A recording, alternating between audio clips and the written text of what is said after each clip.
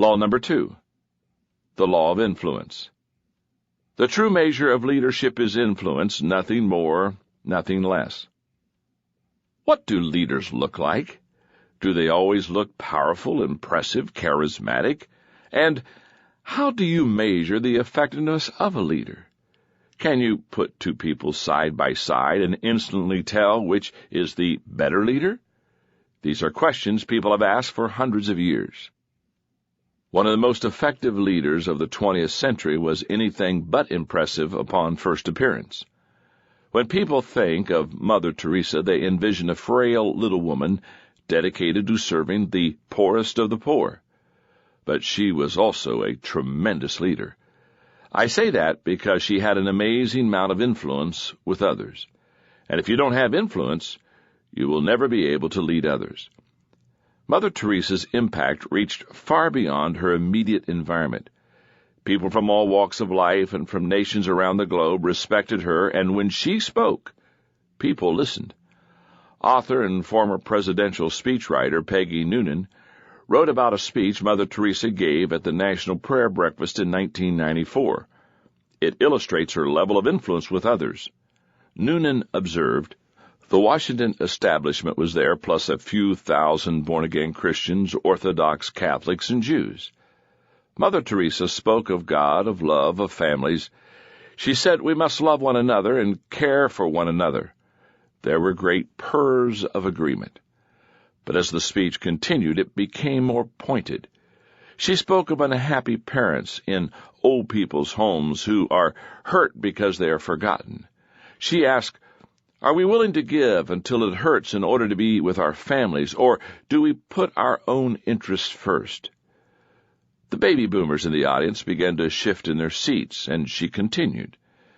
"I feel that the great destroyer of peace today is abortion," she said, and she told them why, in uncompromising terms. For about 1.3 seconds there was a silence, then applause swept the room. But not everyone clapped. The President and First Lady, Bill and Hillary Clinton, the Vice President and Mrs. Gore, looked like seated statues at Madame Tussauds, moving not a muscle. Mother Teresa didn't stop there either. When she was finished, there was almost no one she hadn't offended. At that time, if just about any other person in the world had made those statements, people's reactions would have been openly hostile.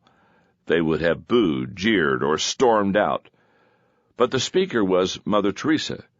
She was a real leader, and when the real leader speaks, people listen. Leadership is influence. Nothing more, nothing less. Leadership is often misunderstood. When people hear that someone has an impressive title or an assigned leadership position, they assume that individual to be a leader. Sometimes that's true, but titles don't have much value when it comes to leading. True leadership cannot be awarded, appointed, or assigned. It comes only from influence, and that cannot be mandated. It must be earned. The only thing a title can buy is a little time, either to increase your level of influence with others or to undermine it. There are plenty of misconceptions and myths that people embrace about leaders and leadership. Here are some of the common ones. First, the management myth. A widespread misunderstanding is that leading and managing are one and the same. The main difference between the two is that leadership is about influencing people to follow, while management focuses on maintaining systems and processes. The best way to test whether a person can lead rather than manage is to ask him to create positive change. Managers can maintain direction, but often they can't change it. Systems and processes can do only so much. To move people in a new direction, you need influence. Number 2 is the entrepreneur myth.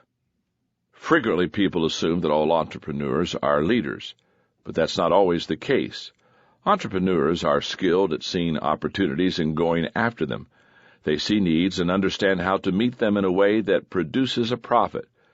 But not all of them are good with people. Many find it necessary to partner with someone skilled at the people part of the equation. If they can't influence people, they can't lead. Number 3, the knowledge myth. Sir Francis Bacon said, "Knowledge is power." If you believe power to be the essence of leadership, then you might naturally assume that those who possess knowledge and intelligence are therefore leaders. That isn't necessarily true. You can visit any major university and meet brilliant research scientists and philosophers whose ability to think is so high that it's off the charts, but whose ability to lead is so low that it doesn't even register on the charts. Neither IQ nor education necessarily equates to leadership. Number 4, the pioneer myth. Another misconception is that anyone who is out in front of the crowd is a leader. But being first isn't always the same as leading. To be a leader, a person has to not only be out front, but also have people intentionally coming behind him, following his lead, and acting on his vision.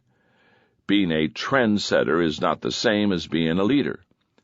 Don't listen to the claims of the person professing to be a leader. Don't examine his credentials. Don't check his title. Check his influence. The proof of leadership is found in the followers.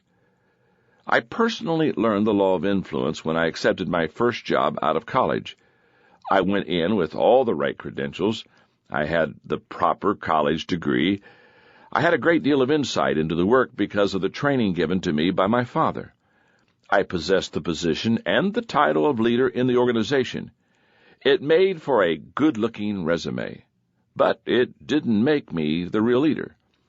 At my first board meeting, I quickly found out who the real leader was, a farmer named Claude. When he spoke, people listened. When he made a suggestion, people respected it. When he led, others followed. If I wanted to make an impact, I would have to influence Claude. He, in turn, would influence everybody else. It was the law of influence at work. That being the case, why do some people emerge as leaders while others can't influence people, no matter how hard they try? I believe that several factors come into play. Character, who they are. True leadership always begins with the inner person. That's why someone like Billy Graham is able to draw more and more followers to him as time goes by. People can sense the depth of his character. Relationships, who they know. You're a leader only if you have followers, and that always requires the development of relationships. The deeper the relationships, the stronger the potential for leadership. In my career, each time I entered a new leadership position, I immediately started building relationships. Building enough of the right kinds of relationships with the right people, and you can become the real leader in an organization. Knowledge, what they know. Information is vital to a leader. You need a grasp of the facts, an understanding of dynamic factors and timing, and a vision for the future. Knowledge alone won't make someone a leader, but without knowledge, no one can become one. Whenever I was new in an organization, I always spent a lot of time doing homework before I tried to take the lead. Intuition, what they feel. Leadership requires more than just a command of data. It demands an ability to deal with numerous intangibles. In fact, that is often one of the main differences between managers and leaders. Leaders seek to recognize and influence intangibles such as energy, morale, timing, and momentum. Experience, where they've been. The greater the challenge you've faced as a leader in the past, the more likely followers are to give you a chance in the present. Experience doesn't guarantee credibility, but gives you a chance to prove that you are capable. Past successes, what they've done. Nothing speaks to followers like a good track record. Ability, what they can do. The bottom line for followers is what a leader is capable of. They want to know whether that person can lead the team to victory. Ultimately, that's the reason people will listen to you and acknowledge you as their leader. As soon as they no longer believe you can deliver, they will stop listening and following. I love the leadership proverb that says, "He who thinks he leads but has no followers is only taking a walk." If you can't influence people, then they will not follow you. And if people won't follow, you are not a leader. That's the law of influence.